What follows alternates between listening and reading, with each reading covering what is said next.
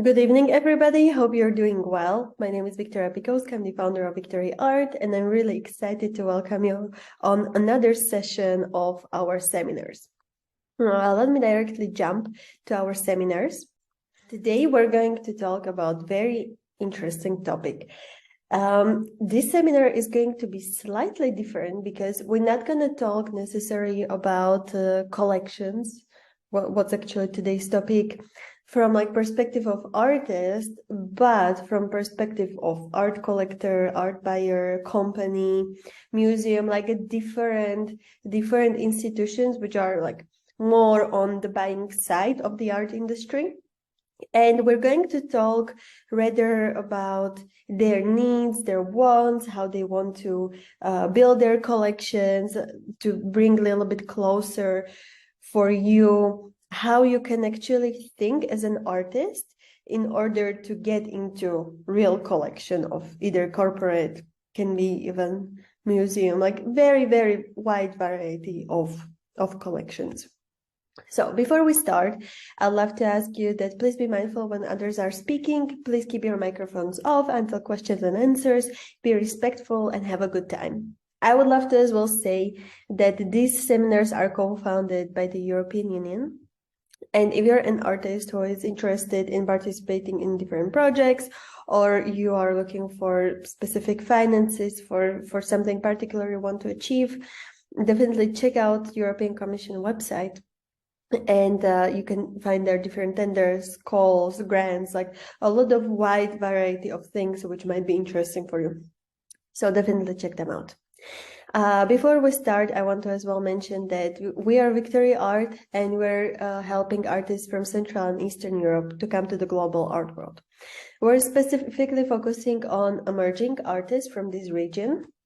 And currently, we successfully collaborate with more than 120 artists from 12 countries, and we feature 1,700 artworks on our website. Today, we're going to talk about collections. We have only 3 seminars left. Next week, on the 13th, we're going to talk about funding art and general challenges facing the art world. And this lecture is going to be actually guest lecture by our partners from GJW Gallery. You already saw them on 3 other seminars. This is going to be their final one, and I would love to mention that we're going to start on the 2nd of January round of consultancy sessions, pre-consultancy sessions for artists. So if you're an artist who is struggling with something different, like social media, business development, preparation of portfolio, reaching out to clients, creating strategic partnerships, definitely book your free session. And you can even book a free consultancy session with GJW Gallery. And they are working strongly in the law. So if you're an artist who is struggling with contracts, or there are specific things in legal way you need help with, definitely book session with them. In the end of the seminar, I'm going to share with you a few links. These are as well seminars which we discussed or like we did before, and all these seminars will be available in January on our website, victoryart.art. It's going to be at the end of the seminar as well. However, let's jump into our seminar today, which is going to talk about collections. I think that when we're talking about collection, it's quite straightforward, right? It's like some amount of works of art which are either created or collected by either one person, individual, or some public institution or some enterprise. Very, very straightforward. We already discussed collections more from like a creator perspective on seminars before. So we said that if you're an artist or still like looking for himself or herself, you still want to dive a little bit more into like a specific style of yours, but you kind of don't know how to do it. You're like in between of different styles or concepts. working based on collections is very simple solution to discovering yourself, or like what kind of artist you are. Right now, we're going to talk about collections more from perspective of potential buyer of yours. So, as I mentioned, it can be either museum, gallery, private collector. It can be enterprise, even public institution. It can be startup, scale up, like different kinds of entities or individuals can create art collections. Majority of owners of art collections Victoria Art is working with, they started mainly creating their collection because of the passion. So here is where collections get a little bit more complicated. So we have to think about the intention of a specific person to create art collection. So, or like enterprise. In terms, when it's a private collector, usually it's a passion investment. Majority of time, it's passion investment. So it means that this person has some extra money and they want to invest it in art. It depends really on how much money left the person has. And at the same time, it depends on preferences of that person. But you have more like collectors who are looking for small upcoming talents, and they're like really putting a lot of effort in looking for new artists. Can be on exhibitions, visiting artist studios on Instagram, like really big variety.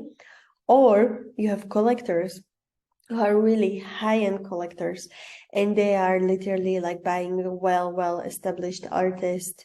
They are very sure that they get profit on. So we are talking about like Picasso, Basquiat, Van Gogh, like a lot of different artists.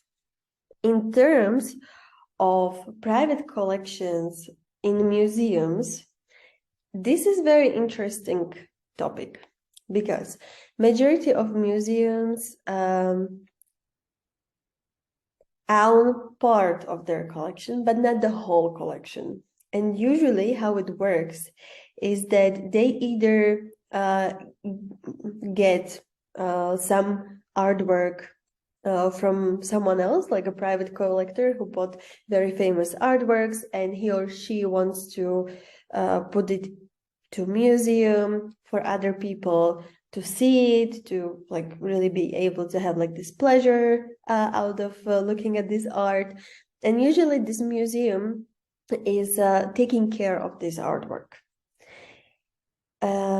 This is quite like very beneficial for the individual owner, because he or she doesn't have to necessarily take care of that art, but someone else is doing it. What's quite significant help, but they're always very much connected with very strict contracts. So this is another way how to look at museum collections. But really, majority, like I would say, like half of the art is owned by specific museum or maybe country, and it is like particularly placed in that museum, and the museum has like a full accountability for this artwork, and they have to take care of it and preserve it, and just make sure that their deposit is up to date and in a proper state. And when we're talking more about corporate or like a commercial collections, yeah, seriously, can be corporate from any industry or any field. It can be scale up or like a medium-sized company. Like these companies purposefully create collections because of their CRM policy. So it means corporate, moral responsibility.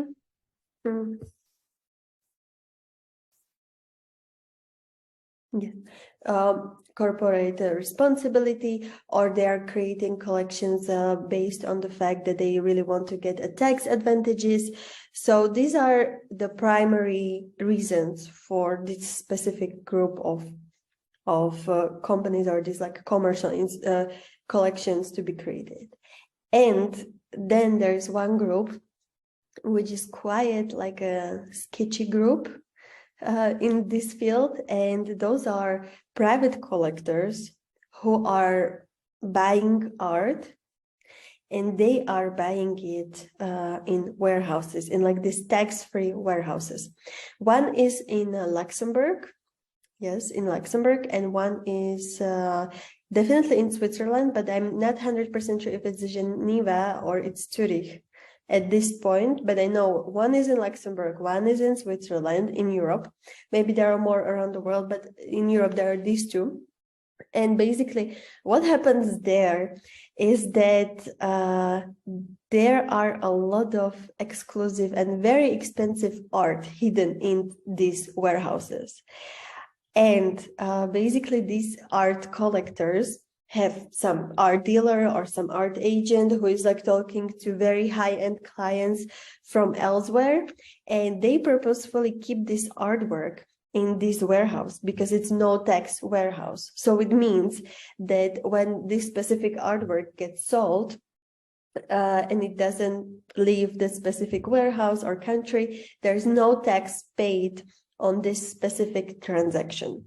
Probably art dealer or art agent gets either some commission, like some percentage, or gets like some specific amount for transaction. It really depends on the deal between art dealer and the art buyer. But basically the result is that there is no commission basically under hammer price. And basically how it works when people are buying and selling art in auctions, especially these very expensive ones, there's a price person sees. So let's say like 1 million. However, 20% from the 1 million is commission of the art of the art auction, plus they have to pay extra for like this whole transaction, plus they have to pay taxes. So it's quite significant difference in buying art in these tax-free warehouses than buying it actually in art auction in some famous house like Sotheby's or Christie's. So now we went through different kinds of collections and entities which are owning these collections. I want to say that these collections is not a new concept. This concept was here long time ago, and it started when like a very wealthy families can be from ancient Europe, ancient Asia started really collecting different things. One of the most important families was Medici family. And Medici family was Italian family, which strongly supported local artists. You probably know, especially in Renaissance, Italy was really strong and #1 in terms of art.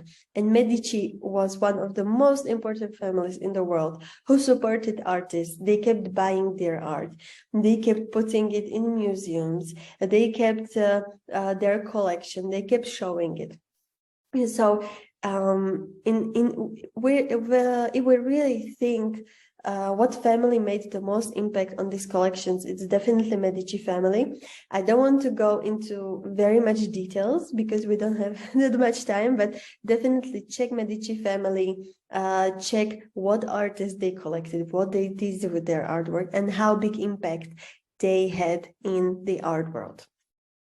There are different very famous collections around the world. Some of them are in Europe, some of them are in America. Like at this point, it's on every single continent. However, in terms of the most famous collections, I would love to mention one collection, which is kind of connected with New York and Venice. And maybe you already know what I'm referring to, but I'm referring to Guggenheim collection. Probably everybody knows Guggenheim Museum in New York, but not a lot of people knew Guggenheim Museum in Venice. And that museum was actually founded and created by Peggy Guggenheim, who was, I think, like a granddaughter of the founder of the whole collection or something like that. But basically, she became like a strong advocate for artists, especially in like 1940s, 1950s. She was a really amazing friend with Kandinsky, Malevich, Jackson Pollock, like a lot of famous artists. And basically, because she was pretty wealthy and she was coming from a great family, she was hanging out with them a lot, giving them opportunities, and they started giving her their art. And during her life, at some point, I think she was completely fully based in Venice.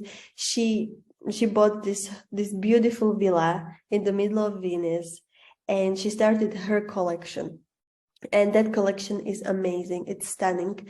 Venice is definitely a place of one of the most famous art world's biennales, and that's called like Venice Biennale, which is like showcasing the most talented, groundbreaking artists in the world. Definitely check her collection, Peggy Guggenheim. And to be honest, I have to say, I've never been to Guggenheim Museum, but that's on my bucket list. So I definitely want to go there. But it's kind of like a connected, but not at the same time, like completely the same. So it's quite different. Peggy was really collecting these underground upcoming artists who were judged for their for how spontaneously they were creating their art. So it's quite like a very, very, very quirky quirky combination. So her coming from such well-established family, but at the same time being in this underground scene and collecting these artists who in the end, like after maybe 10 or 20 years, turned out to be now one of the most expensive artists in the world. And now we're getting to this most important point.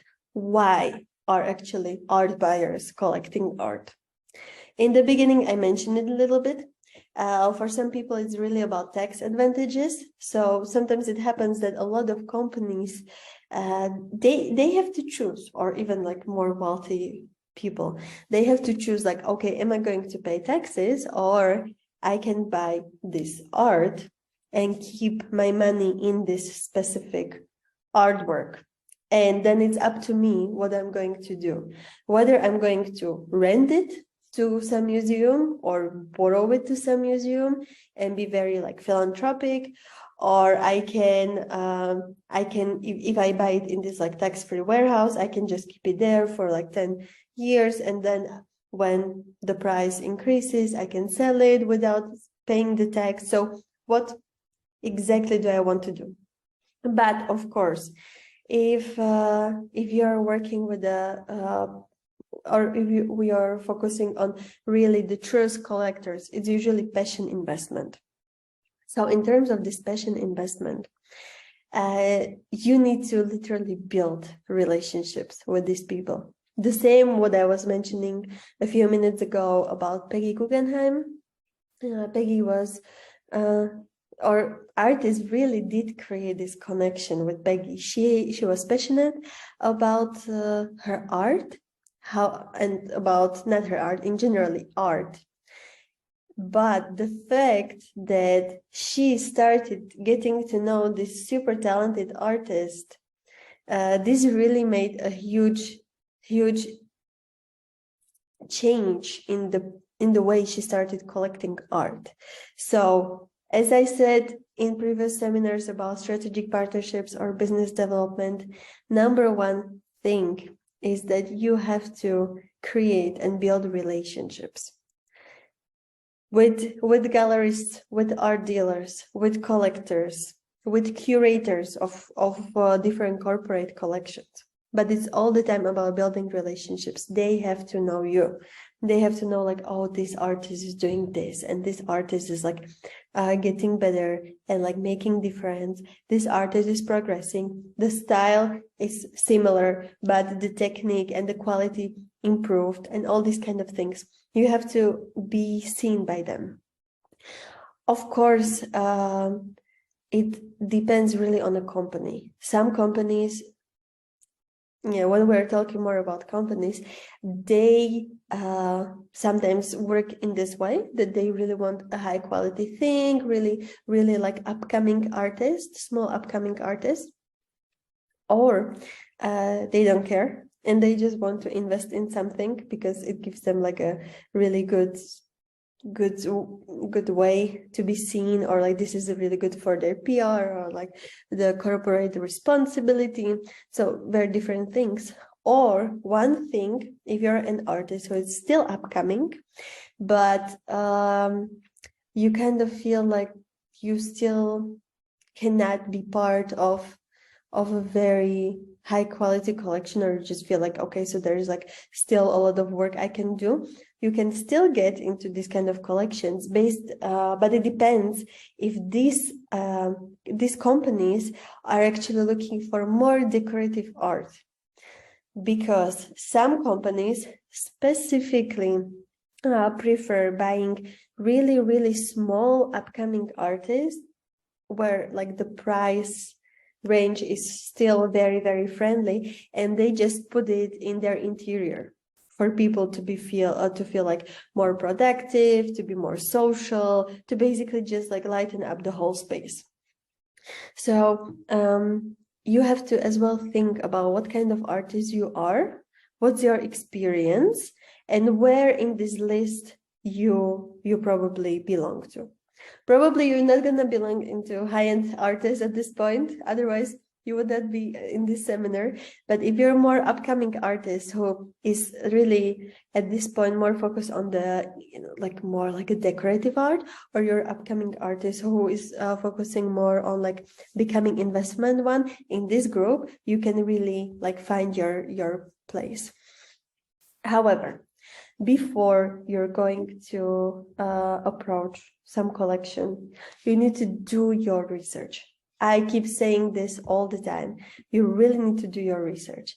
There are so many artists, so many who are approaching even us. I really want to give you real world examples so you understand it better and you just know what you should not do.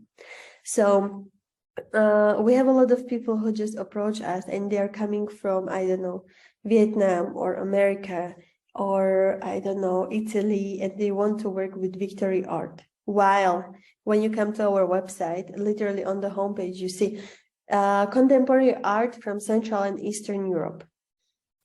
So please, if you want to approach some collection, do your research. Really focus on what is interesting for the company you want to approach at that specific point.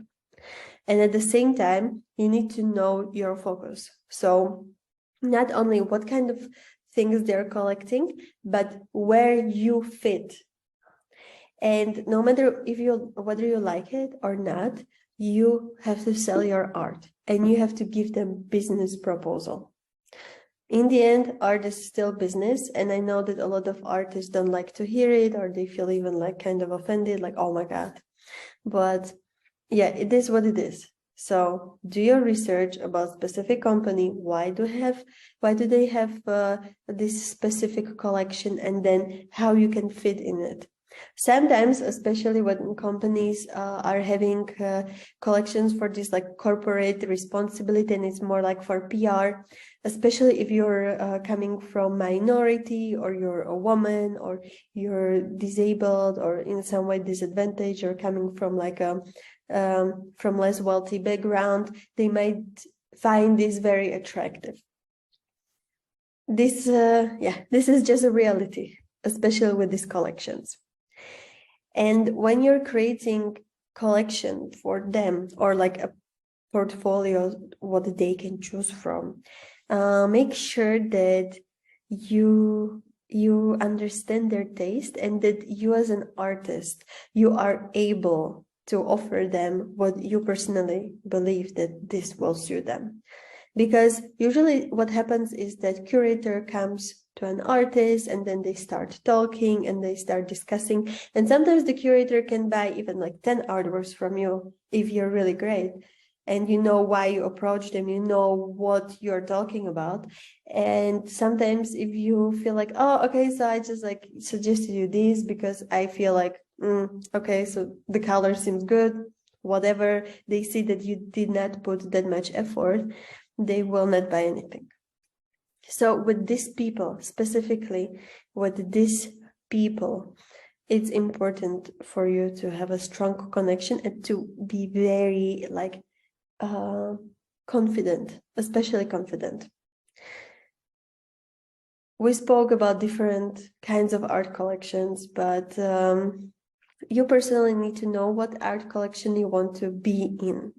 Sometimes I have artists who are saying that, okay, I'm not going to sell my art because I believe that this person will not value it.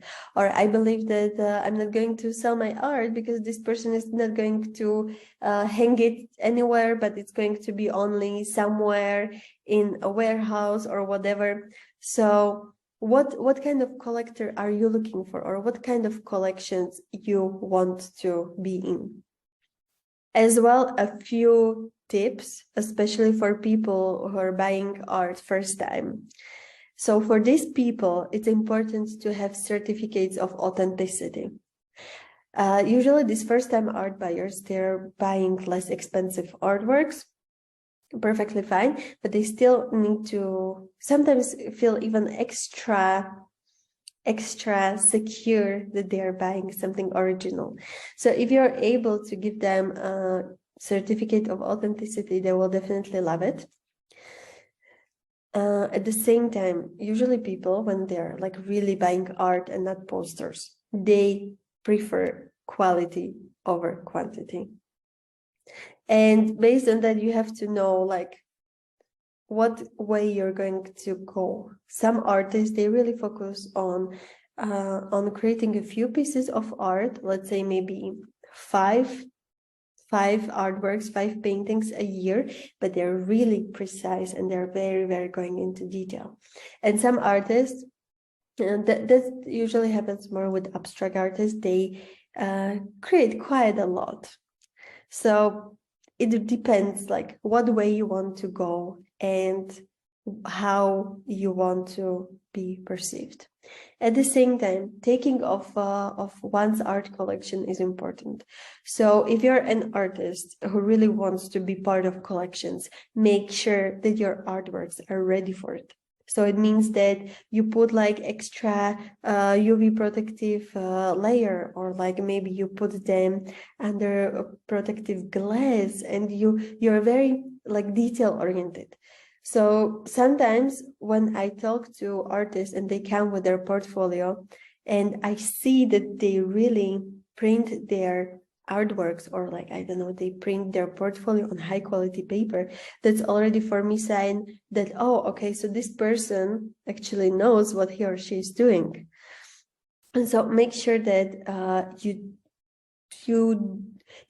do invest in more than creating the art. You need to invest in like a quality material, like where your client looks at and then you're like, and then they will like really see, okay, this is something what makes a difference, and this is artist who knows his or her craft. And of course, if you are able to support them with guiding them, not only in terms of what kind of art they should choose, but as well how they should take care of it, what they can do with it. Maybe you are able to help them to showcase their art in some museums. All those things are very helpful and shows how skilled professional you are. And so definitely, if you have the knowledge, if you have the network, feel free to show it. This is going to only show that you are worth investing in. And the last thing I want to mention is that everything what we discussed today, these are long-term things, Okay, these are long-term tasks and relationships you build over time. So please do not expect that you're going to be in some collection immediately after half year. No, like you really have to build a relationship with these people, and then sometimes it even happens that collectors buy the whole collection of artists. So it really depends on what you want. Is it quantity? Is it quality?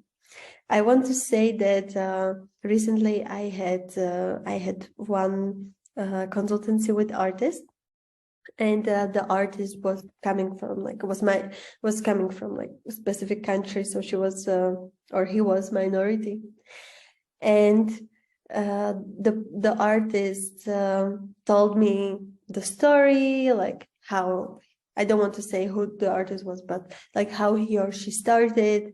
And basically he or she started in 2018, not having a lot of experience, and suddenly the artwork did cost around 12K, 12,000 pounds. And then when I was asking the artist, okay, so how you came with this pricing, the artist didn't know. The artist just felt like, okay, so this is the right pricing for me. But at the same time, the artist was not selling anything. And you really have to have a reality check in this way. Like, what kind of art you are creating, how long, what's your experience, and based on that, be really critical and approach different companies who fit your profile, who fit what you are doing at this point. Sure, building relationship with really high-end collectors might be good for you at some point, but it will require much more work as well from your side in terms of really making more from your art. So right now there is this time to ask your questions, and I saw that we already had a few questions. So let me have a look.